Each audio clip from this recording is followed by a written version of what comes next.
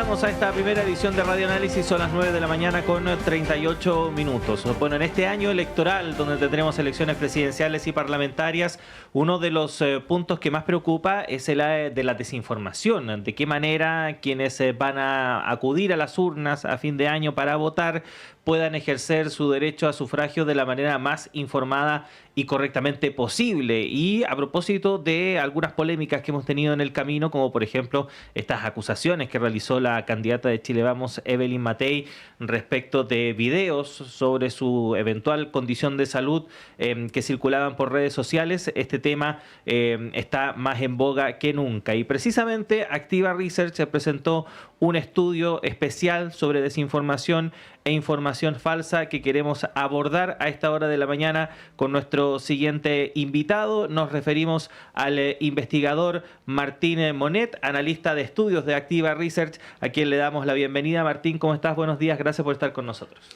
Hola Claudio, muchas gracias a ti por la invitación. Sí, Martín, cuéntanos en primer lugar cómo surge la idea de hacer este estudio y cuáles son los criterios que ustedes decidieron utilizar para precisamente avanzar en esta investigación. La idea de hacer este estudio surge a raíz de que en este momento, sobre todo en un contexto en el que se vienen elecciones importantes como lo son las presidenciales y las parlamentarias, y con un clima político que podríamos caracterizar como de polarización, el tema de la desinformación, que es una condición, digamos, de existencia de la discusión política hoy en día, a propósito del surgimiento en particular de las redes sociales, se vuelve sumamente importante y quisimos conocer un poco cómo se comporta la opinión pública respecto a algunos temas relacionados con ello. Uh-huh. Según lo que ustedes pudieron identificar, ¿qué tan extendida está la percepción de que la desinformación es un problema serio en el país? Está bastante extendida. Nosotros preguntamos por varias afirmaciones, por el nivel de acuerdo con varias afirmaciones, y en general yo te diría que alrededor de 3/4 del país piensan que hay que hacer algo respecto al tema de la difusión de información falsa. Por ejemplo, preguntamos el nivel de acuerdo con que exista una ley que sancione la difusión de noticias falsas, y alrededor de un 75% de la población dice que está de acuerdo, muy de acuerdo con ello. Uh-huh. Ahora, ¿cuáles son las áreas o temas donde la ciudadanía percibe mayor presencia de noticias falsas o engañosas? Mira, no lo preguntamos, pero me parece que hoy en día, en términos de medios, primeramente, la difusión de noticias falsas, de información falsa, corre sobre todo por plataformas digitales. Uh-huh. Eso por una primera parte. Y en segundo, creo que en un contexto en el que se vienen las elecciones, la información falsa pasa a ser un recurso político, ¿cierto? Que se utiliza para instalar ciertos mensajes con ciertos propósitos y para atacar también a los adversarios políticos. Uh-huh. Ahora, ¿se abordó este tema, por ejemplo, por plataformas? Porque uno tiene la sensación de que, por ejemplo, no sé, X o TikTok son plataformas que están o entregan mayores posibilidades de difundir información que no es fiel a la realidad. ¿Hay una percepción por parte de la ciudadanía similar? ¿Cómo se está viendo eso? Mira, nosotros no lo preguntamos de esa manera. Lo que sí preguntamos fue respecto a la capacidad autodeclarada, ¿cierto? Uh-huh. Hay un tema ahí que no hicimos el test, digamos, de reconocimiento de información falsa, sino que el tema de si las personas declaran que son capaces de reconocerla o no cuando la ven. Uh-huh. Preguntamos respecto a si es que las personas tienen una cuenta de Twitter o de X. Y de las personas que tienen Twitter, alrededor de un 65% declara que suele reconocer cuando ve información uh-huh. falsa. Mientras que en el grupo de las personas que no tienen Twitter, que es alrededor de un 50% de la población, un poquito más, esto baja a un 40%. Entonces hay un tema ahí de que yo creo que todos los que tenemos Twitter o hemos tenido sabemos un poco cuál es la dinámica de la información uh-huh. en esa plataforma. Y creo que la exposición constante hacia ese tipo de estímulos ayuda a afinar el ojo hacia lo que puede ser información falsa y lo que no. Uh-huh. Ahora, Martín, bueno, viendo los resultados, hay una suerte de consenso, ¿no? Respecto de que este tipo de situaciones debilita procesos como este, ¿no? Como el proceso electoral, 77,2% va en esa dirección. Pero esto es un problema que está instalado. ¿Qué posibilita en el fondo que efectivamente se dé un fenómeno como este? ¿Hay faltas en la legislación, hay, por así decirlo, mucha manga ancha para que a través de estas plataformas se puedan llevar a cabo este tipo de campañas. ¿Qué identifican ustedes? ¿Qué pasa ahí? Mira, yo creo que es un tema súper complicado y es un tema que ha avanzado tan rápido y es tan contingente que ha tomado un poco desprevenida a la institucionalidad. Hacer algo al respecto, nosotros, como te comentaba, preguntábamos y 3/4 de la población están de acuerdo en que habría que hacer algo a nivel legislativo al respecto. Pero en la práctica es un tema que es súper complejo de legislar. Esto es algo que se ha conversado en Chile, se ha conversado en otros países y tiene ciertas complejidades desde la misma definición, por ejemplo, de lo que es la desinformación, que en sí misma es una definición que creo yo que está sujeta hacia cierto debate político. Eso por una parte.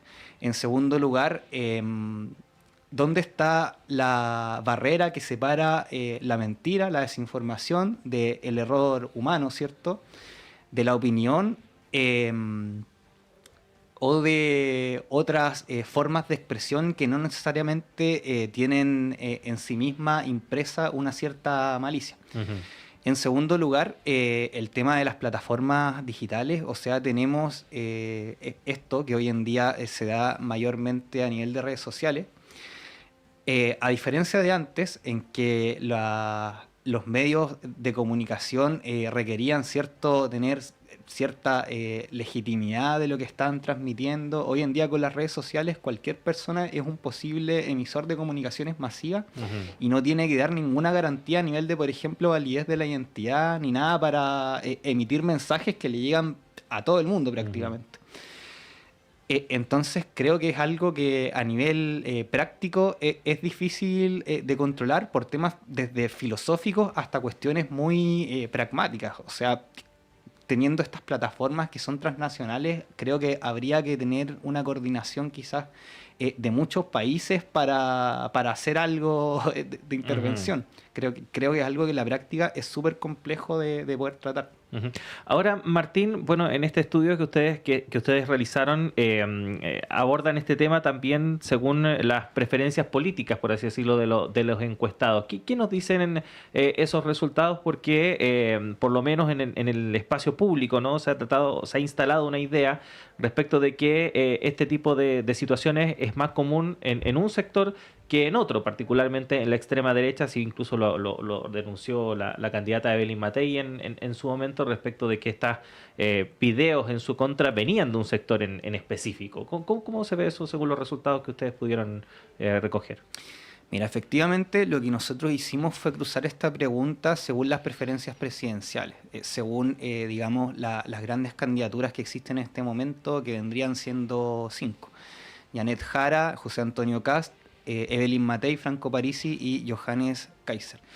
En ese sentido, los resultados indican que los adherentes de Janet Jara, y que tiene sentido, digamos, por la tradición crítica histórica que tiene la izquierda desde Marx en adelante, pasando por la escuela de Frankfurt, son los más preocupados respecto al tema de la desinformación, como dices tú. Curiosamente, los adherentes de Evelyn Matei no muestran una preocupación, digamos, que podría ir en línea con lo que ha manifestado la misma candidata respecto a la campaña que habría hecho Republicanos en su contra. Sí, porque de hecho, según los resultados que ustedes entregan, por ejemplo, respecto de si la desinformación es una amenaza para la democracia, bueno, en líneas generales, de acuerdo a todas las preferencias políticas, hay una mayoría que dice que está de acuerdo, que efectivamente es una amenaza para la democracia, pero en el caso de Evelyn Matei, esto llega al 63,2%, a diferencia de, por ejemplo, quienes se declaran adherentes de José Antonio Kast, que llegan al 82,4%. La más alta en ese indicador es Janet Jara con un 96,1%. Pero efectivamente es llamativo que quien hizo la denuncia precisamente al respecto, sus adherentes son los que lo ven en mayor medida, no tanto como un peligro para la democracia. Sí, llama la atención, ¿cierto? Quizás puede tener que ver con que en este momento Evelyn Matei está en una posición en la cual no es ni el principal rival de José Antonio Kast, ni la principal rival de Janet Jara. Entonces, en esta posición intermedia, quizás los adherentes de la candidata Matei no lo ven como un problema porque no es en este momento la candidatura a bajar, quizás. Uh-huh. Ahora, Martín, bueno, de acuerdo a lo que nos has contado, quizás acá puede ser muy relevante el tema de que las propias personas sean capaces de identificar cuándo están ante una información que puede ser falsa o ante un video que puede ser trucado, etcétera, etcétera, dado lo complejo que es que efectivamente esto se pueda controlar a nivel más macro por parte de las mismas empresas o en este caso por los distintos gobiernos. ¿Qué tan importante es el rol que pueda jugar la educación también en este sentido para que las personas tengan, por así decirlo, las herramientas para saber cuándo se está en presencia de una información que no es real, de la que no, y que también es importante de que como ciudadanos aflojemos un poco, porque muchas veces nosotros queremos escuchar lo que queremos escuchar y creemos lo que nosotros pensamos que es así, cuando no necesariamente el mundo o nuestra realidad gira de acuerdo a lo que nosotros creemos o pensamos. Claro, esa es una consecuencia también del clima de polarización política. La manera en la cual funcionan las plataformas digitales es que te muestran contenido según tus intereses y según tus gustos, ¿cierto? En un contexto de polarización política, lo que ocurre es que las plataformas te recomiendan contenido político que va de acuerdo con tus posiciones preexistentes, ¿cierto? Uh-huh. A priori de ver ese contenido. Y lo que se produce es que, dado este sesgo de confirmación que es súper natural de los individuos que nosotros tenemos, yo creo que todos tenemos hasta cierto punto, nosotros vemos información que como te digo, ya viene filtrada desde un inicio, según posiciones a las cuales nosotros seguramente tenemos más afinidad. Y nosotros vemos esta información y tendemos a aceptarla sin cuestionarla porque reafirma lo que ya pensamos. Entonces creo que en ese sentido nosotros tenemos una responsabilidad ciudadana súper importante de cuestionar lo que estamos viendo, aunque sea el caso de que reafirma de lo que creemos a priori, de que va en línea con nuestra visión de la realidad. Y en términos de la educación, claro, regular esto a nivel legislativo, incluso a nivel de las mismas plataformas, es complicado.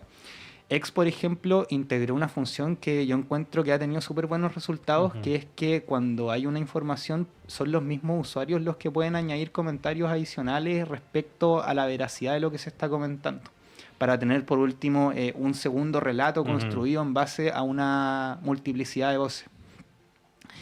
Y por ese lado, frente a lo difícil que va a ser controlar esto a nivel, digamos, de las instituciones, creo que es súper importante la educación. Sobre todo considerando que esto de aquí al futuro se va a hacer cada vez más complicado a propósito del surgimiento de la inteligencia artificial y los deepfakes, que en el fondo cada vez tenemos información o contenido que se asemeja más a la realidad sin provenir de esta. Sí, que también está cada vez más accesible, porque esto cuando empezó hace un año y medio, los videos eran evidentemente de una menor calidad, también eran menos accesibles porque muchas eran plataformas de pago, pero ahora a medida que la tecnología se va avanzando, se va liberando también para que esto pueda ser usado gratuitamente por muchas personas y también la calidad del contenido va aumentando, así que efectivamente es una situación que nos va a acompañar de aquí en adelante y que es preciso que nos preparemos y de esta manera no tomemos decisiones a partir de información equivocada, ¿no? O errónea, como lamentablemente está proliferando últimamente en redes sociales. Martín, queremos agradecerte el hecho de que hayas venido a esta hora de la mañana para contarnos respecto de las conclusiones de este especial de Pulso Ciudadano elaborado por Activa Research sobre desinformación y noticias falsas, y te esperamos pronto con otro tema ahí que estén investigando. Gracias, Claudio. Muchas gracias.